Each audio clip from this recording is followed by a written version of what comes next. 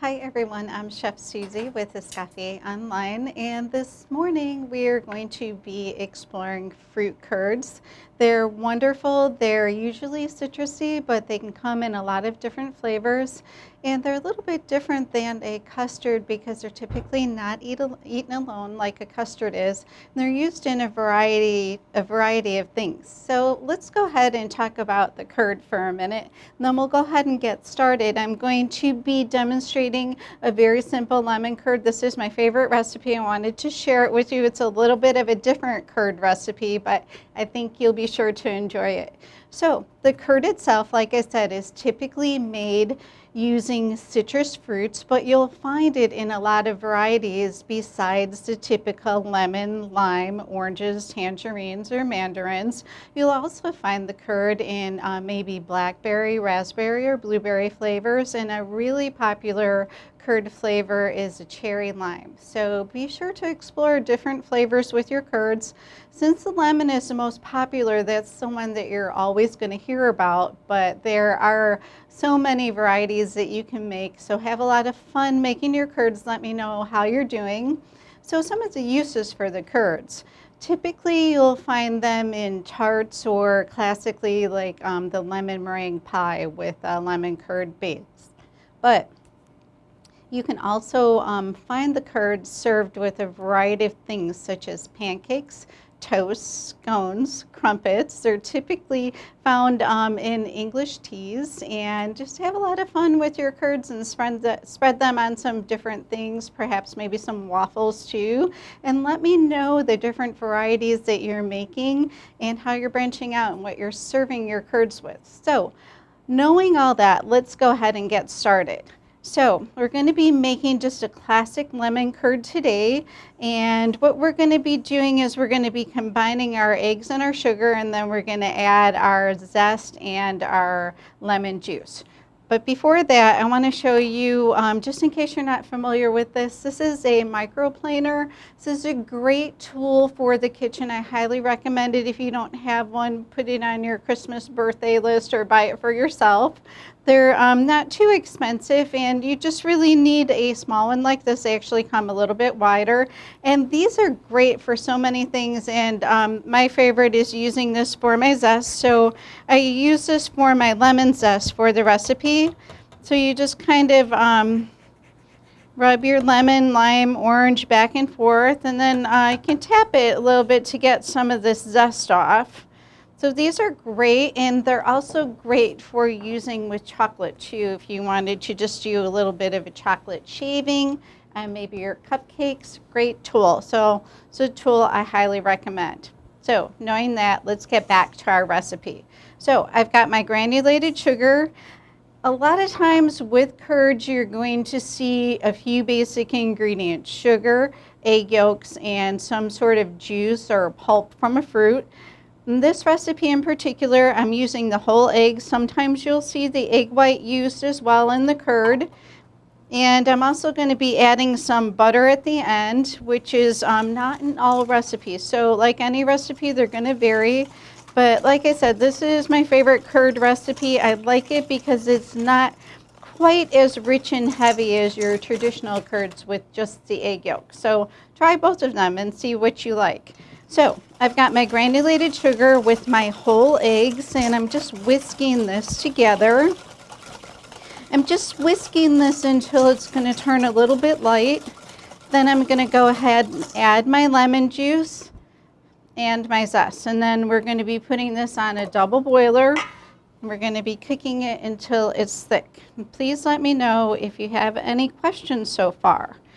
With your double boiler, you're always going to make sure that the bottom of your bowl is not touching the water. You're going to be cooking this on steam. It's going to be cooking it a little bit more slowly and a little bit more gently. So let's make sure all these ingredients are well incorporated. The curds, as far as straining them, I typically don't strain my curd unless I see a lot of lumping in it, then I'll strain it. Okay. So let's go ahead and put this on the burner. I've got some water boiling. And these are just going to take a little bit of time. Be sure that you have some towels handy because this bowl is going to heat up a little bit. And if you're doing this on a gas range, be sure that your flame is not coming up around the pot because it could scorch the side of the bowl. Sometimes you won't see the flame if it's in the back and maybe your pot moved a little bit, but if you see some scorching, you know that you have a flame peeking out. So go ahead and take care of that. So the curds kind of work on their own as far as their cooking. It takes a little bit of time. So, I mean, you can, while you're mixing your curd, go over your shopping list in your mind. Maybe think of some spices or some things that you need, or maybe if you're doing it in the morning, think of what your afternoon duties are going to be. Or if you have a friend to talk to, that's even better. Oftentimes in a commercial kitchen, when you're doing this, you'll have someone close by that maybe you can review some things with at that time while you're waiting. So we're just going to be cooking this until it thickens. It's going to take a little while. What happens usually is it kind of starts out slowly like this, and then all of a sudden it's going to get thick on you. But don't let your heat get too warm. Don't let it get away from you. If you feel like it's getting away from you and it's cooking too fast and you can't keep up with it, definitely turn down your flame. But if you feel like you can't keep up with it, you can always pull it off for a minute and catch up with your stirring and then just get back to it. It's getting nice and thick now. What I'm going to be doing too is I have a rubber spatula close by. I'm going around these edges to make sure that there's no curdling. My heat's getting a little thick. My heat's getting a little high. Got a little bit of splashing.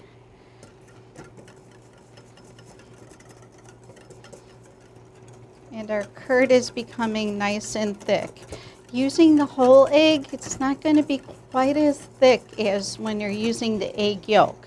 And the egg yolk mixtures, they can get away from you a little bit quicker. So be mindful of that. Just be careful. Like I said, if you feel like this is getting too warm, you can't keep up, just pull it off the heat. So we've got a nice thickness to this. So we're going to go ahead and take it off the burner. And then we're going to add the butter to this. It's going to make it rich and creamy, and it's going to also help with the thickness too. So please let me know if you have any questions so far. So I've got a little bit of unsalted butter. Just going to add this, and then we're just going to mix it in until it's melted. And then we're going to chill this, and we're going to fill some tarts with it, the classic way.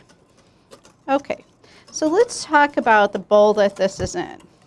This is in a stainless steel bowl. These are non-corrosive bowls, but as soon as I'm finished with my mixture, I always take it out of whatever metal it's in, and I don't put it in a metal container. I always put it in a plastic container. This way you're not going to get any of that metallic taste. Even though the lemon cannot react with the stainless steel, there's still some other things going on in these bowls. Depending on the quality and the metal that's used, if there's some scratches in the bowl, it could have scratched down to the metal, and then that can give it a metallic taste. And you can also get that metallic taste from mineral deposits from your water. So you've worked hard on this, so definitely take it out of the metal bowl for storage in something plastic or even glass. So I've got just a small plastic bowl here. And I'm just going to be turning my curd into the bowl. It's definitely worth the time to do this. If you were to store this in something metal overnight, and sometimes you can't see these scratches that are in these bowls or containers, or even the pocking from maybe something corrosive that had gotten in there, then you can get that metallic taste.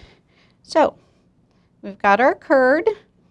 And what you can do is you can put this on an ice bath to cool, and then it stores well in the refrigerator for, I usually leave it in the refrigerator for a few days, so it stores well.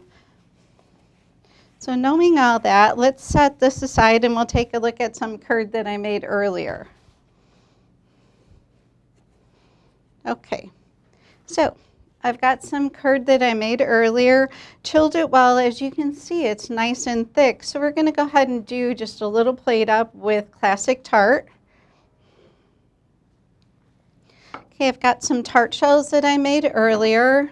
Like I said, this is great for using for pies, and the tarts are nice too, any size.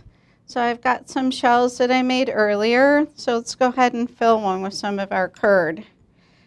Got a nice thickness to it. Just kind of scooping it in the shell. And these are ready to serve once this is cooled, just like this. And please let me know if you have any questions. So I've got some berries, and I've got some whipped cream, and perhaps a little bit of sauce too. Got a little bit of berry sauce. It's got a little bit of cherry in it. So definitely explore your fruit curds. Make them in tarts and pies, or you can even serve them with some scones or toast, waffles, pancakes, anything like that. So I'm just going to be lining the sides with some blueberries. Berries always go nice with these curds and the curd tarts too. They make perfect minis. You can even store your tarts in the refrigerator. Typically, I only do this for about a day unless you brush it with some white chocolate, and this way you won't get, your tart shell won't turn soggy on you. Let's put a little whipped cream in the center, maybe some blackberry. We'll finish this off with some sauce. So super easy dessert, very classic. Got a little bit of berry sauce here. And there we have a nice lemon curd dessert. Maybe we'll put a little bit of raspberry on here too for a different color. And we're all set.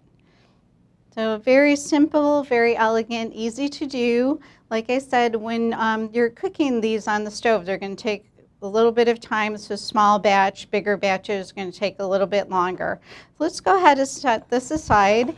And I've also got some tangerine curd that I made earlier too. So I like the tangerine curd or the clementine curd. I like the color, the flavor, and you can even serve your curds as simply with just a scone and just the curd, and you can spread it on the scone and just eat it like that. Super simple. They're really delicious, super flavorful. Be sure to try your curds. Let me know if you have any questions, and we do have a question. The question is, how long do you need to cool the curd? That depends on the size of it, and it'll just be cool to the touch. The small batch that I made, it's only going to take maybe about 10 minutes on ice to cool, and then you can go ahead and wrap it up and put it in the refrigerator, or you can go ahead and use it. Just feel for the coolness. And the recipe that I made today is just half of the recipe that I'm giving you because it takes a little bit longer sometimes, and I wanted to make sure that we covered everything. So thank you so much for joining me today. Enjoy your curds. Try the lemon curd if you haven't tried it before, and then explore some different flavors. And have a great week, and we'll see you next time. Goodbye.